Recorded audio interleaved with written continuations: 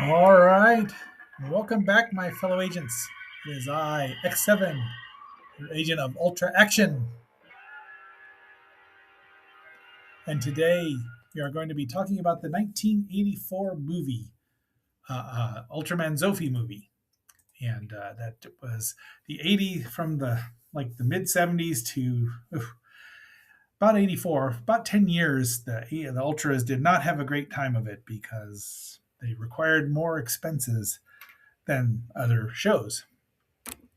But they did do several of these compilation movies, include at least two, and then they did the Ultraman story, which we have reviewed, and I'll link at the end of the episode. But before we get too much further into it, please like, share, subscribe. Let me know what you think about Ultraman ZOFFY, either the character or the movie. And it's fun. I mean, and when you couldn't see that many shows or parts of shows, it was very nice to have around. But yeah, let me know in the comments, and if you could, just watch a little longer than usual. And are you ready? Get hold of your beta capsule and let's roll.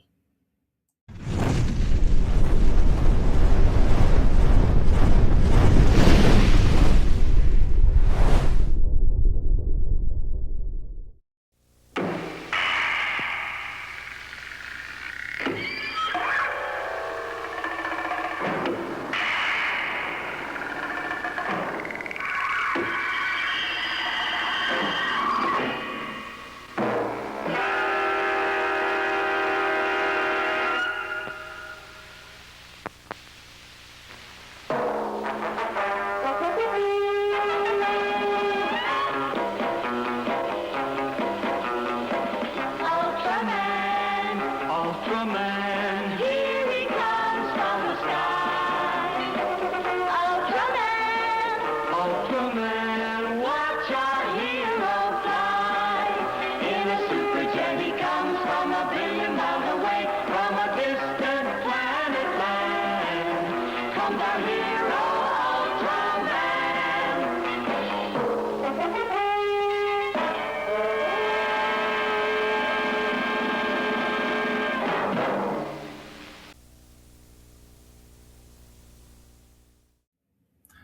So we start out here with the opening title, and the subtitle is Ultraman ZOFFY, Ultra Warriors versus the Giant Monster Army.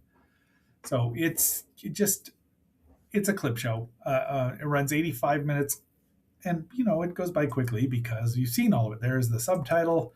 We get a brief overview of the Land of Light and the Ultras wearing capes, and this is before it became very popular in the live action movies, as we'll see at some point, as we'll review those this year of the 60th anniversary of Ultraman himself. I mean, there's ZOFFY right there. You can see there's Ace. I don't see Taro anywhere, but that's all right. I think that's Jack back there. This is the first movie where Ultraman Jack is referred to as Ultraman Jack. But there's Seven, ZOFFY, and Ultraman, and bunches of them. You can see there's tons. So then we get to see all of the extant Ultraman here, from Ultra King to there's Ultraman Jonius, his first live action appearance, and there's Astra. I don't know. I think that's Seven back there. Leo, and 80 is somewhere floating around, I'm sure. Oh, it's going to be 80. I thought that was ZOFFY there, but perhaps it's not. 80 should be there, but no, that's, well, anyway, be that as it may. Oh, that's 80 here because that's Ultraman there. There we go. And there we see ZOFFY, the star of the show, who's a narrator. There's the Land of Light, and now we see him, and he begins showing off some moves and talking about aliens. And fortunately, ZOFFY himself is the commander of the Intergalactic Defense Force, as well as the second member and leader of the Ultra Brothers. Now, Ultra Brothers refers to them as being all part of the same race, like we're the Brotherhood of Humanity, Brotherhood of Ultramanity, I guess. He was the second Ultra to ever appear in that last episode of the original Ultraman show, but he's very powerful. So there's your. I don't know if he's got any Any particular history? Yeah, it's been retconned a bit. We'll get into that later on. Okay, so we see our first alien the Bolton Seijin. There's bunches of aliens in here, and I think they go in order. We're not going to see all of them because that would be boring to the audience. King Joe shows up, um, eating cars. No, that's not him. Squigas and Draco fighting from the original Ultraman. That one, this guy was from Ultra 7. They just mix things up here and there. There's Bread King 2 officially, and there's Sleepy Gamora, back to Zoffy, and now we get into Ultra Q monsters. Um, I think that's Pagos there, and he gets frozen. There's Pagira or Pagila, depending on your transliteration. It's probably Pagila is the official one, but a freezing monster. He would later turn up as Chandler in Ultraman, and he's about to get a missile right to a very tender area there. There is a Kemer alien, or Kemel, as he was called in the dub, which your humble agent has seen. And it was also showed up late in that final episode of Ultraman. Getting zapped there. There's Ragon, also turned up in Ultraman giant size. And now Zoffy, there he is, giant sized, and able to have some kind of breath weapon, zapping Ultraman in the face. But there you go. So Ultraman, this is a bunch of powers. You get to see Ultraman's powers. The first chunk of it is just about Ultraman. Oh, and Ultra Q, slicing up the second Bolton Seijin and the little ones. Kaboom! And I think that's Zambolar there. I don't know off the top of my head. But then he fights Geronimon, the king of the monsters. And now we get shots of Zoffy with really nice effects. I mean, it's simple when they don't have to worry about the background or anything. That's one of his rays. He shot some mysterious disc, which they actually call mysterious disc. There's Pigmon himself, amidst toys of himself, and Kanegon and Red King. Japan was always such a weird place where they made toys of destructive monsters, because before he was Pigmon, he was Garamon, and he went around destroying cities, as we'll see. See, there's Kanegon himself, and that's Mongula, which I've also seen the English dubbed episode for. I wonder what happened to those. Gongo, and no, that's Gongo. The other one was M1. This is Gongo, isn't it? Yeah. And there's some very familiar ray guns there. I'm not a big fan.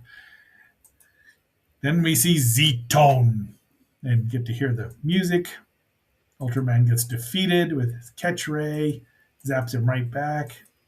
And there he is, Zoffy's first appearance, as he berates him, saying, "You have enough power to beat that monster. What happened?" "I don't know, boss."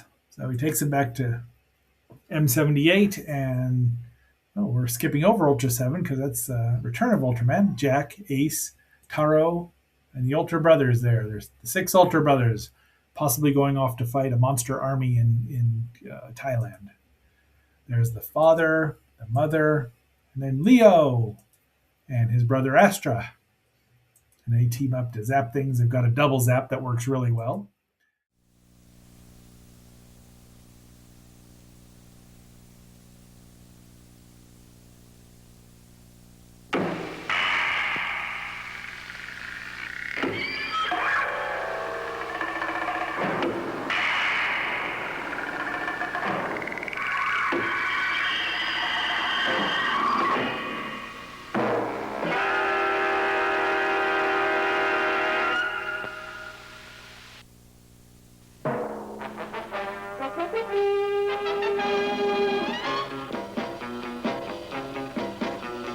Ultraman, Ultraman, here he comes from the sky. Ultraman, Ultraman, watch our hero fly. In a super jet he comes from a billion miles away, from a distant planet land. Comes our hero, Ultraman.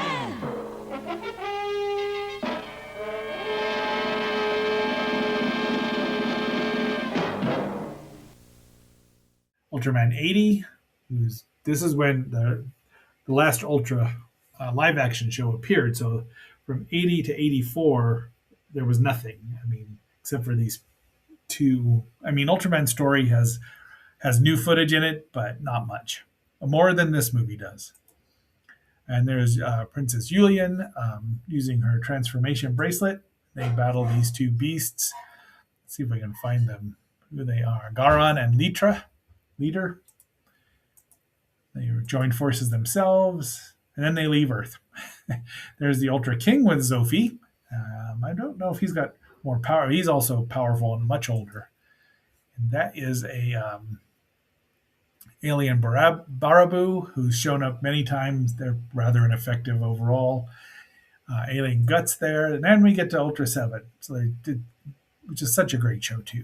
I mean, we'll get to review most of these, probably. Maybe not Taro, because I just can't. Using the wide shot. Just these, it's really a good show. This is like the next generation of Ultra shows. If the original's Star Trek, then next generation will be Ultra 7. Absorbing power from the sun, the Eye Slugger, and there is, that would be Bemstar himself. I left Birdon out because he's ridiculous. And there's Ultraman Jack. And I want to say that's the Monster Attack team, but don't quote me on that. 7 there. Oh, an alien Knuckle. And the Black King is right here, who's a great monster too. And there is Tyrant. Isn't that Tyrant? Doesn't say that's Tyrant. That would. He's fight. No, that was Tyrant's in the next episode. In Taro. So this is. Well, he's a combination of several. He beats up like the other 4 Ultras on the way to Ace. Once again, it's just there is the Ultra sign. That's the help me. There's the color timer. And there's even more. Murora and Alien Temperor, and that's who we finish up with. So this is one of our Zoffy teams up with Ace himself, so we get to see him. Off they fly. And there he is. Oops, I don't even remember. Oh, there's a nice shot. Kaboo! Oh. And he covers the Earth in darkness. Oh, we're into Taro now. This is the original Land of Light, not the cartoon one that we saw at the beginning. And they all go to help out Taro. That's the Ultra Flame and the Ultra Bell. I know it's not really an Ultra Bell. That might as well be. They all he turns in. This is the first time Taro gets all the Ultra powers, which we would see done better in the Ultraman story. And also just later on this year, 1984. Off he goes. And then they split up again. They ring it out. It makes the darkness go away, and he beats up the Alien Temperor. There he is, right there. It was pretty impressive. At least he doesn't have a ridiculous nose. There are good episodes to Ultraman Taro. It's just that out of 53, maybe, if we got 10 of them, I'd be impressed. I haven't watched 10 of them. Well, maybe I have. They zap him. So it's an even battle until the end here. That's his. And he blows him up. Then they blow up another one. Everyone else gets into the action there, using their wide variety of rays, and they fly off. And Zoffy ends up probably saying, yes, we'll always protect the Earth because the Ultras have a particular affinity for our beleaguered planet. And that is it. So this is our next episode. Tomorrow will be a review of Blue Devil Annual #1 Summer Fun, filled with crazy mystical characters, semi-mystical characters. Well, 1, 2, 3, maybe 4.5. I don't know. But it'll be fun. I really enjoyed that book when it was out. And until our next assignment, enjoy this. I'll put this second part on at the end here, or some point. Oh man, maybe I won't. But until our next assignment, that is the Serendipity Singers who truly put the dip in serendipity. And until our next assignment, this is X7 signing off and begging your forgiveness for this version. Be seeing you. And so an ordinary mortal conquered tragedy and became the greatest champion for the cause of justice. What is justice without vengeance, Phantom Stranger? What would you have, Spectre? Batman to become like you? Dispensing punishment without mercy? Growing just as dark as the villains he fights? You know the reason for this meeting.